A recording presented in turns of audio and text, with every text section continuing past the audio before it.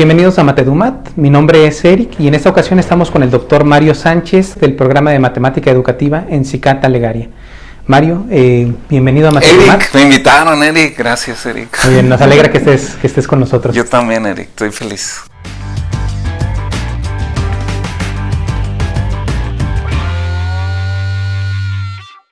La idea de este video es que podamos platicar acerca de tu experiencia publicando artículos en revistas de alto impacto, pero nos gustaría comenzar con que nos platiques acerca de tu formación, de tu ocupación actualmente en la matemática educativa.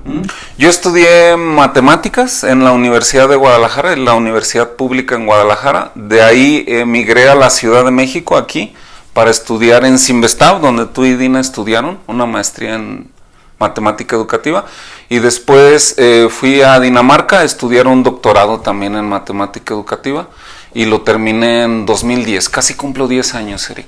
De ser doctor. ¿Y actualmente tu función en...? Sí, actualmente trabajo aquí en Cicata Legaria en el programa de matemática educativa y soy coordinador de la maestría y del doctorado. Estoy sirviendo en esa posición actualmente. Muy bien, mira, la charla queremos guiarla a partir de dos artículos que tienes aceptados, publicados en Educational Studies in Mathematics, que es una revista importante en nuestra área, pero también partiendo de una entrada de blog que tienes publicada acerca de pues estos miedos que tenemos para publicar. Entonces, en primer lugar, quiero referirme a tu primer artículo en Educational Studies. Si nos puedes decir brevemente sobre qué versa ese artículo. Sí, es un artículo teórico. Eso es interesante en Educational Studies, ellos te pueden aceptar artículos teóricos. Pero ¿de qué es el artículo? Resulta que en Dinamarca actualmente hay una reforma educativa donde los jóvenes y niños que estudian matemáticas están usando tecnología de manera muy intensiva, Eric. Ya no usan tanto lápiz y papel para estudiar matemáticas, utilizan softwares, iPads, a eso me refiero, el uso de tecnología es más intensivo. Entonces en el artículo tratamos de teorizar cómo se forman, qué tipo de objetos matemáticos se forman en la mente de las personas cuando están en ese tipo de ambientes donde el uso de tecnología es tan intensivo, su uso. Es decir, donde ya no es un escenario de lápiz y papel, donde tú haces cálculos muy detallados, donde ahora todo se reduce a un botón, a un botonazo. ¿Qué pasa? Es decir, las teorías cognitivas, Eric, dicen que para que te formes conceptos, las neopiagetianas sobre todo, tienes que hacer acciones sobre el objeto para interiorizarlo. La pregunta clave de ese artículo es, ¿qué pasa cuando esas acciones desaparecen, cuando todo se reduce a un botonazo? Algo se forma en la mente del estudiante, pero ¿qué es? ¿Es un objeto matemático todavía? ¿No lo es? De eso es el artículo, Eric. Es una discusión teórica sobre eso. Ok, y en este artículo, ¿en qué momento decides que vaya a Educational Studies? ¿Cuándo lo gestas o ya más adelante? Sí, fue una decisión conjunta porque soy coautor. Los dos principales autores son mis colegas daneses, Uffe y Moren, y ellos tenían ya una serie de artículos publicados sobre el tema en distintas revistas de más o menos buen nivel, como For the Learning o la revista española esta de Redimat. Y entonces, ¿cuándo se decidió a subir al siguiente nivel? Porque ya había de antecedentes publicación de ese tema en otras revistas de menor nivel, como que sentíamos que era el momento de tratar de llevar eso a un nivel más grande, y Educational Studies es una de las primeras opciones cuando uno piensa en grande. Entonces ya estaba elegida la revista antes de comenzar a escribir. Sí, de hecho escribimos el artículo siguiendo los lineamientos de la revista, 8000 caracteres, etcétera, etcétera. Sí, ya estaba antes decidido. Y el artículo, como se presentó en una primera instancia y como se publicó, ¿es similar? ¿Cambia mucho? No, cambia mucho. ¿Por qué cambia? Por este debate que hay con los evaluadores, Eric. Me refiero a debate porque hay algunas observaciones que te hacen sentido, que tienen razón, y hay otras que son de debate, Eric, en las que no necesariamente estás de acuerdo. Entonces entras a un diálogo con ellos y a veces pierdes esos diálogos, no sé si la palabra es pierdes. Entonces, regresando a tu pregunta, sí cambia por esas ideas que ya no vienen solo de ti, de los autores, sino también de los árbitros y del editor. Algunas de esas ideas son valiosas y dices, hay que meterlas. O algunas ideas, a veces, me dijiste que podía ser sincero, a veces cedes con tal de que te dejen seguir, sí, a veces cedes un poco en ideas. Ajá. Déjame darte un ejemplo. Había un evaluador que estaba aferrado a que mencionáramos teoría francesa. Nosotros habíamos hecho todo el artículo sin teoría francesa, entonces tuvimos que ceder hablando un poco de asuntos institucionales. Sí cambia. Yo creo que estás de acuerdo conmigo en que publicar en esas revistas da un cierto temor por la dificultad que tiene el proceso, o al menos está en el imaginario que es difícil. Sí. ¿Fue difícil publicar el artículo allí? No, yo pienso que es largo, o sea, ¿cuál es la respuesta? No es súper difícil, pero tampoco es súper fácil. El primer paso, pienso, debes de mandar, como dice un físico aquí en el Cicata, tienes que mandar algo que tenga posibilidades de ser publicado, Eric. Es decir, no quieres ir a hacer el ridículo mandando cualquier cosa. Entonces, desde ahí empieza la dificultad. Debe ser para empezar, un artículo que respete al pie de la letra los lineamientos de la revista, Eric. Si te dicen 8,000 palabras, no la mandes con 8,001. Es un pretexto para que te den para atrás. Y otras cosas que uno debe de considerar, no sé, que sea una revisión bibliográfica sólida, actualizada, ¿qué más? Que el inglés esté pulcro, Eric, o sea, que sea un inglés muy entendible, que lo escriba alguien que sepa bien escribir inglés. En ese sentido es difícil porque los requerimientos de entrada son más altos.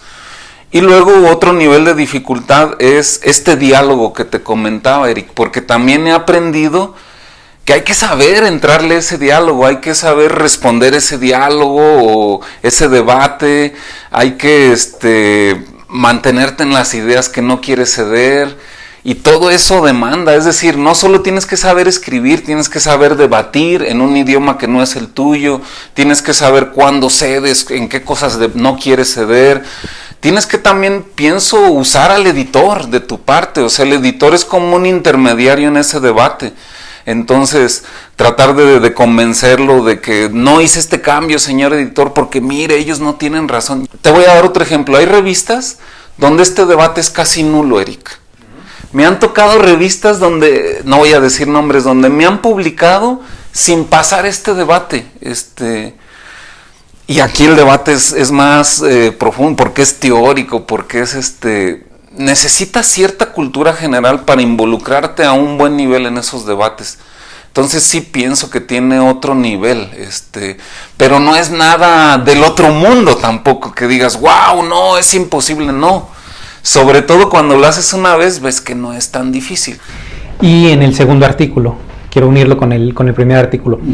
¿La experiencia de publicar el primer artículo te lleva a elegir Educational Studies para el segundo artículo o a qué viene esa elección? Sí, buen punto. Es que el segundo artículo es un artículo donde reclamamos que no se le pone suficiente atención a la comunidad iberoamericana de educación matemática, en particular a sus publicaciones, a los foros que tenemos para publicar nuestra investigación.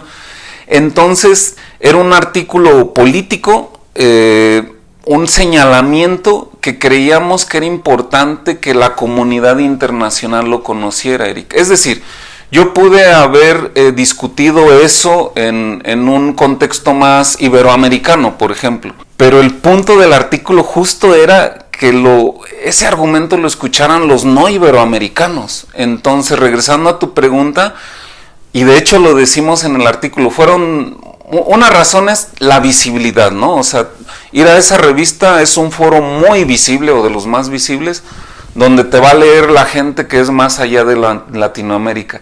Y otro argumento, y eso lo mencionamos explícitamente en el artículo, creemos que aumenta la credibilidad de lo que dices, Eric.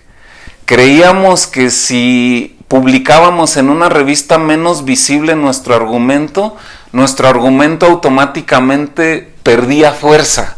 No tenía la fuerza si el argumento era publicado en Educational Studies. Entonces, regresando a tu pregunta, pienso que fueron dos las razones. Una, la visibilidad que te da estar en un foro de esos. Y dos, la credibilidad que va asociada. Pero me da la impresión de que estos dos argumentos son más tomados a posteriori. Es decir, que a diferencia, al menos es la percepción que tengo, a diferencia del primer artículo, en el cual tenían claro que querían escribir para Educational, en ese segundo artículo da la impresión de que ya tenían algo avanzado y llegó un momento de decidir esto dónde, y me parecen los argumentos de ese estilo, ¿no? Como a mitad del camino o a final del camino. Sí, tienes razón, la interpretación es correcta, Eric. Ok, entonces están estos dos artículos de Educational y hay una larga lista de artículos, de publicaciones que tienes tú. En primer lugar, me gustaría preguntarte, ¿esta Educational Studies es la revista más importante en la que has publicado?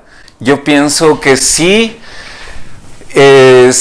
¿Por qué pienso que ella compite con otra? Ahorita digo, ¿por qué en Educational? Yo veo, por ejemplo, cuando ha salido el ranking europeo y el ranking, el que hizo Arzalelo y Turner, y el ranking estadounidense publicado en Journal for Research in Mathematics Education en 2017, tienen similitudes los dos rankings. Una similitud es que los 7 primeros lugares más o menos son las mismas revistas. Otra similitud que tienen es que si ves los 2 primeros lugares coinciden de cuáles son las revistas como top, porque ambos estudios muestran que las 2 revistas top están muy separadas de las otras 5.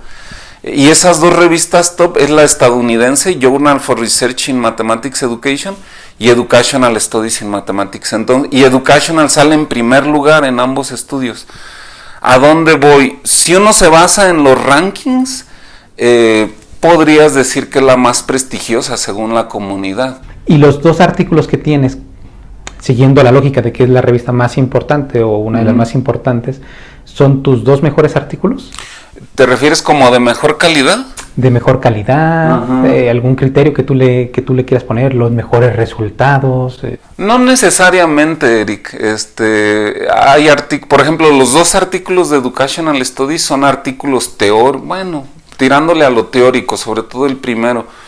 Pero hay artículos que yo encuentro más innovadores, de temas que no están necesariamente publicados ahí. Entonces, regresando a tu pregunta, sí son de los mejores, pero no necesariamente porque estén ahí son los mejores. Y de los mejores que tienes, o sea, no pongamos, o si quieres poner el nombre de alguno, ponlo, pero ¿tú consideras que ese pudo haber caído en esa revista? Sí pienso que pudo haber caído. Sin embargo, también a veces hay oportunidades, Eric. Por ejemplo, estoy pensando en uno que salió un número especial del tema que yo precisamente estaba trabajando con alguien. Yo eso he aprendido que es una oportunidad. Pienso que tus posibilidades de ser publicado a veces aumentan cuando te metes a un número especial. ¿Cómo se llama? Pero sí pude haber ido a la otra, pero era el momento para meterlo ahí. Esa es mi respuesta, Eric. Hay una crítica recurrente acerca de las revistas top que dice que las revistas top le quedan a deber a la comunidad porque los resultados no son tan digeribles o no están tan en contacto con los estudiantes, las comunidades más marginadas. Es decir, que quien lo lee es el investigador que está en su centro haciendo estudios, pero no el profesor, no el usuario final. ¿Compartes tú esa crítica? Yo pienso que sí, Eric. Yo pienso que sí. Es una literatura muy especializada que no solo está fuera del alcance por el lenguaje especializado y todo eso que se usa, sino porque cobran para acceder a esas revistas. O sea, no son revistas gratuitas. Nosotros tenemos acceso a esas revistas porque estamos en centros que tienen acceso a esas bases de datos, pero un profesor normal, regular, quizás no tenga acceso a eso ni el dinero para pagar $35, $40 por un artículo. Entonces sí coincido con ello en que son inaccesibles para los profesores, no solo por el contenido que es muy especializado, que es muchas veces poco aterrizado al aula. Creo que es una de las cosas que está cojeando nuestra disciplina actualmente, que hay un esfuerzo mayor por... Hemos acumulado un montón de conocimiento, Eric. Tenemos teorías, conceptos, diseños didácticos. Lo que nos falta, pienso yo, es lo que estás diciendo tú. ¿Cómo hacemos eso más digerible? ¿Cómo lo llevamos eso a la vida real? Coincido con esa crítica. Hay el riesgo de que vivamos en una burbujita donde los especialistas hablemos entre nosotros y que esa burbujita poco a poco se vaya alejando de la realidad, Eric. Estoy de acuerdo con esa crítica.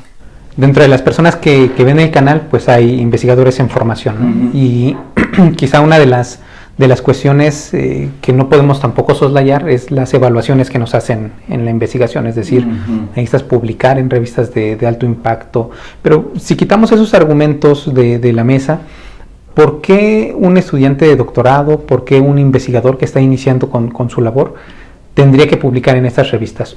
¿Tiene algún sentido? Sí, incluso aunque no publiquen, Eric, con que lo manden ya es ganancia, porque lo sometan, pues, porque hay niveles, ¿no? Desde escribir, ¿no? Escribir es un paso, ya lo tengo escrito, someterlo es otro paso, publicar es otro paso, un nivel más allá, Eric, es que te citen. Es importante que sometan, ya deja tú de publicar, que sometan en estas revistas, primero, o lo más importante, pienso yo, porque vas a poner a consideración tu trabajo a ojos externos, Eric. Ese es un primer argumento. Te va a leer y te va a criticar gente que no es de tu comunidad, no es de tu país, tiene otra visión.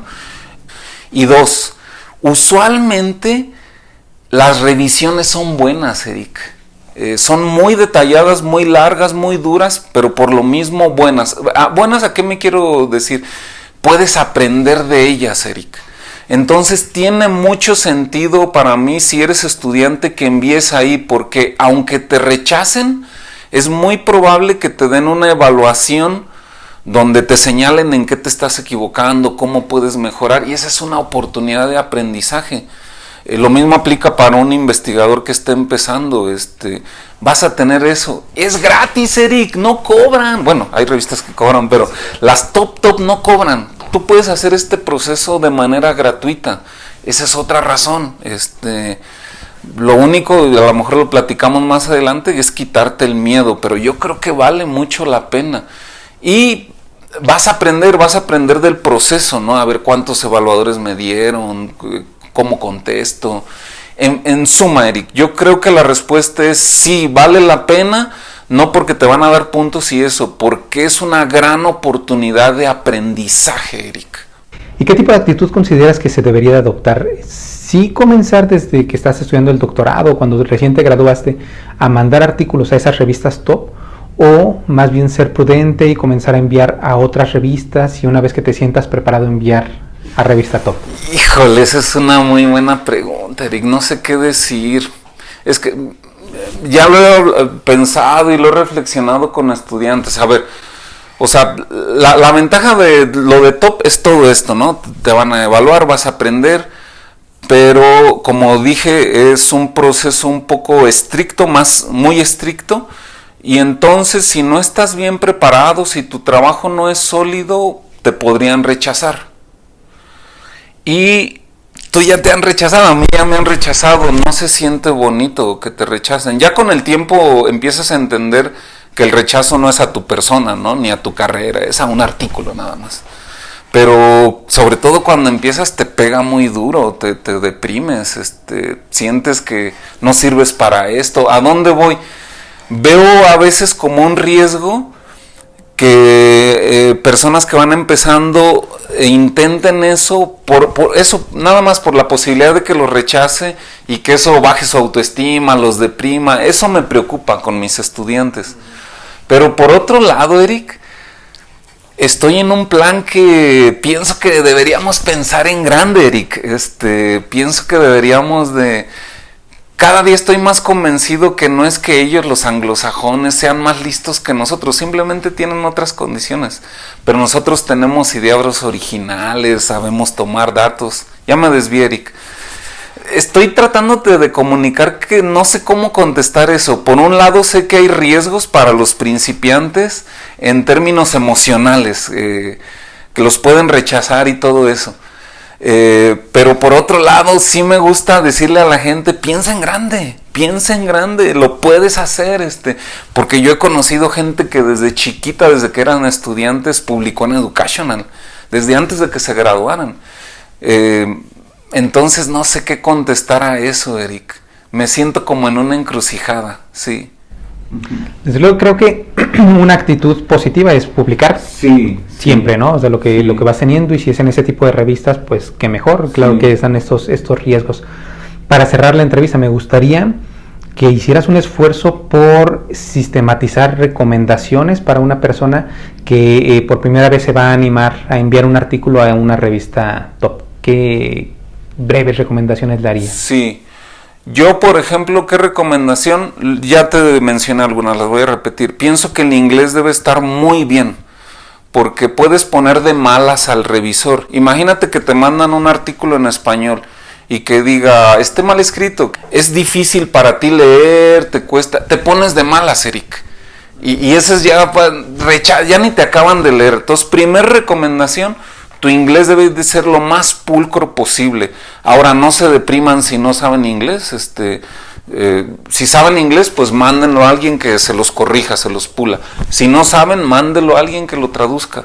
Pero es muy importante que el inglés esté bien. ¿Qué otra cosa, qué otra recomendación? Leería las instrucciones de la revista y las respetaría al pie de la letra. Consejo 3. Si estoy publicando sobre un tema X, me aseguro de que conozco todos los artículos de la revista que se han publicado sobre el tema X, y si alguno de esos es relevante, lo cito. Es decir, algunos editores pueden molestarse si tú mandas un artículo a su revista y ni siquiera estás enterado de lo que en esa revista se ha publicado sobre lo que tú estás diciendo y ni siquiera lo mencionas.